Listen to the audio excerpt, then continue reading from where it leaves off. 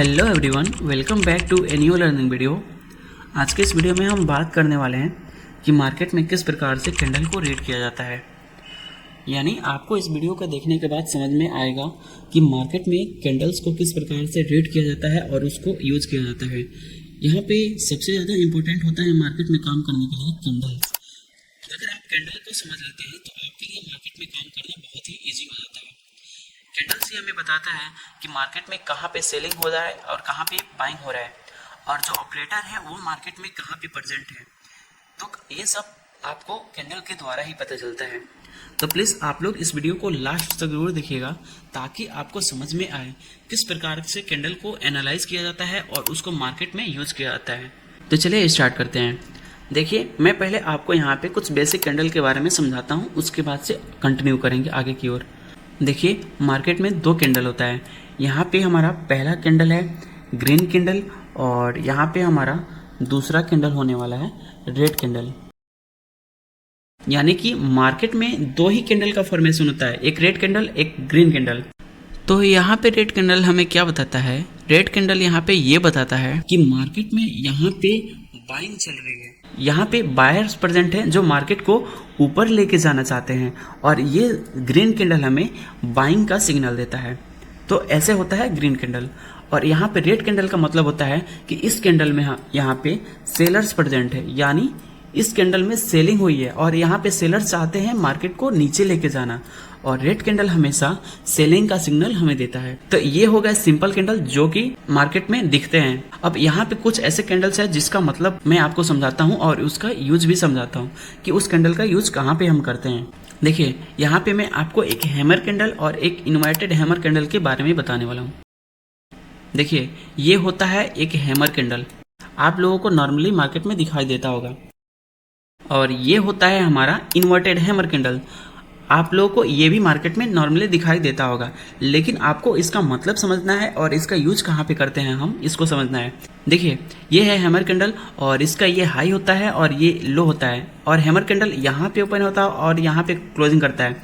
इसमें बॉडी बहुत ही कम होती है और इसका विक्स ज़्यादा होता है।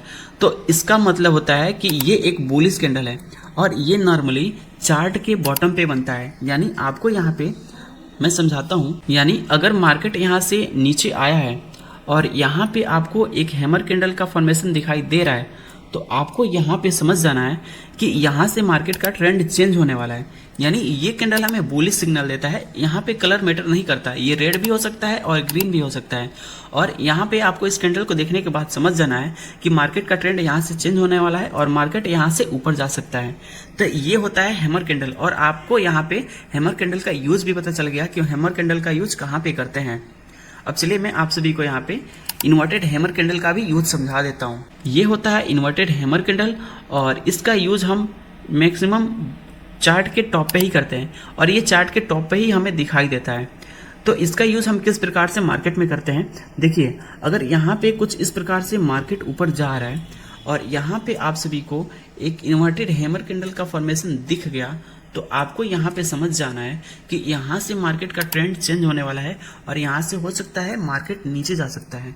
तो हमेशा इन्वर्टेड हैमर कैंडल चार्ट के टॉप पे बनता है और यहाँ पे कलर मैटर नहीं करता। यहाँ पे ये कैंडल्स रेड भी हो सकता है और ये कैंडल ग्रीन भी हो सकता है। बस ये होना चाहिए, ये इन्वर्टेड हैमर कैंडल होना चाहिए और चार्ट के टॉप पे होना चाहिए। तो इसका यूज आपने देखा कि मार्केट में किस प्रकार से किया जाता है। जब भी मार्केट कुछ इस प्रकार से ऊपर गया हो और यहाँ पे आपको इन्वर्टेड हैमर कैंडल यहाँ पे दिखाई दे, तो आपको समझ जाना है कि मार्केट का ट्रेंड यहाँ से चेंज होने वाला है और मार्केट यहाँ से सेलिंग में जा सकता है।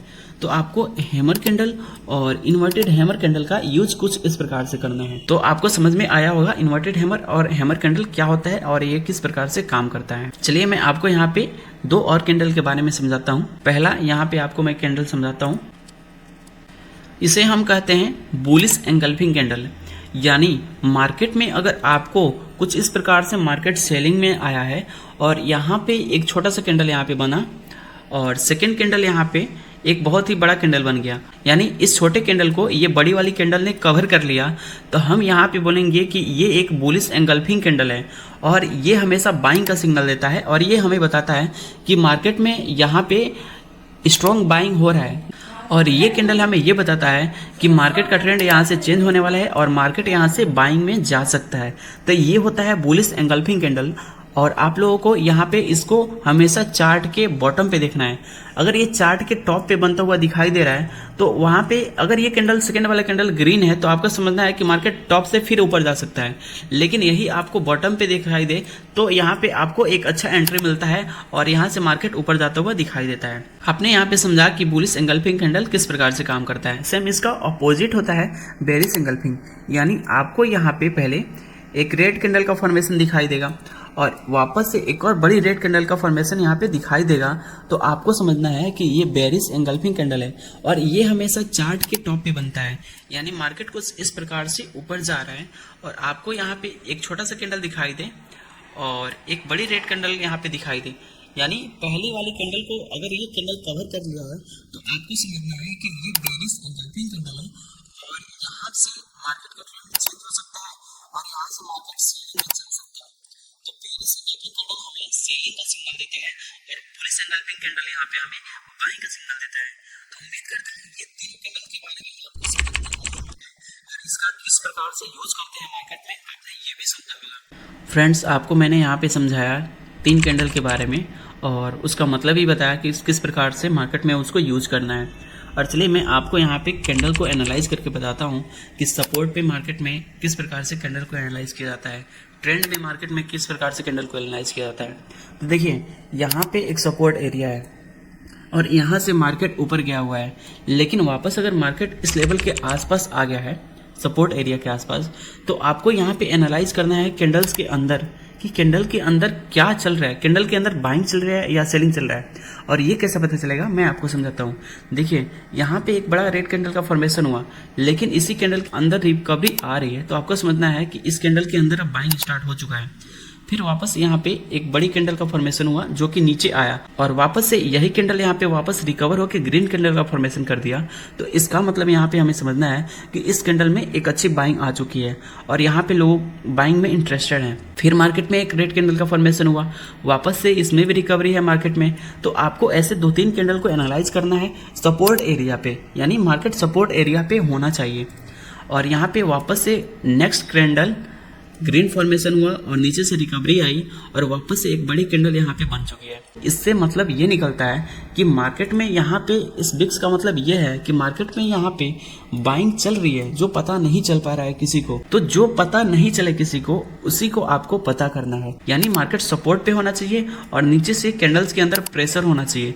तो आपको यहाँ पे बाइंग का सिग्नल मिलता है, यानी आपको इस लेवल पे समझना है कि यहाँ से हो सकता है मार्केट ऊपर जा सकता है और यहाँ पे ही आपका ट्रेड होना चाहिए, यानी इसी लेवल पे ट्रेड में एंटर करना चाहिए। तो ये हो गया कि सपोर्ट एरिया पे कैंडल को किस प्रकार से एनालाइज किया जाता है, यानी पहले सपोर्ट भी होना चाहिए और मार्केट में कुछ इस प्रकार से कैंडल का बिहेवियर होना चाहिए। यहाँ पे मार्केट में दो कंडीशन काम करता है। पहला, मार्केट का कंडीशन क्या है और मार्केट में क्या चल रहा है, यानी मार्केट का बिहेवियर क्या है। तो मार्केट में अगर कंडीशन यहाँ पे दिख रहा है कि सेलिंग चल रही है और यहाँ पे कैंडल के अंदर यहाँ पे बिहेव पता चल रहा है कि कैंडल यहाँ पे बाइंग दिखा रहा है और नीचे से प्रेशर बन रहा है, तो आपको यहाँ पे समझ जाना है कि मार्केट बाइंग में चला जाएगा। और वापस से मैं आपको सेलिंग में भी समझा देता हूँ यहाँ पे कि मार्केट को किस प्रकार से समझना है कि यहाँ पे सेलिंग आ सकता है। देखिए मार्केट यहाँ से कंटिन्यू ऊपर जा रहा है, आपको दिखाई दे रहा होगा, लेकिन वापस यहाँ से मार्केट में थोड़ा सा प्रेशर मिला मार्केट को। फिर वापस से बायर्स यहाँ पे चाहे मार्केट को ऊपर लेके जाना, लेकिन फिर मार्केट में ऊपर से प्रेशर मिल रहा है। यानी यहाँ पे जब भी आपको सेम लेवल पे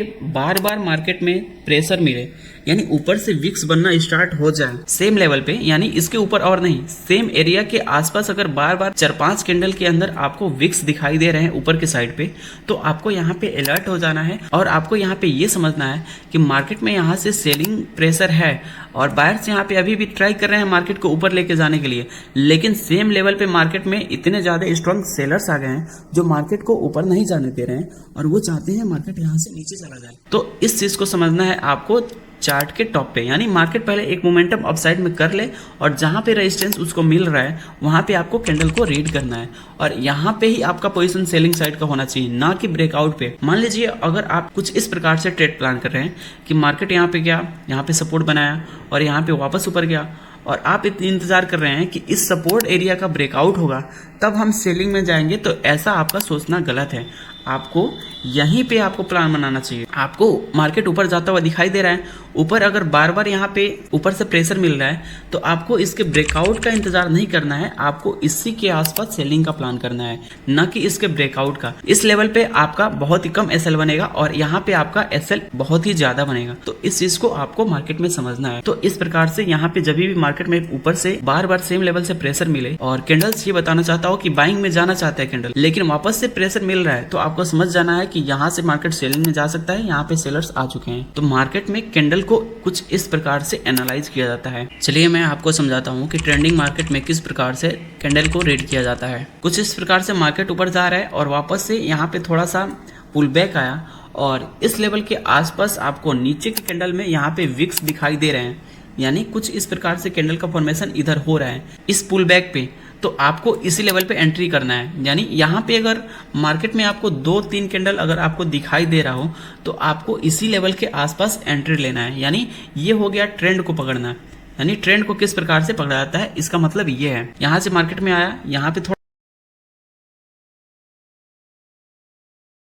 सपोर्ट लिया, मार्केट पुल बैक लेके चला गया।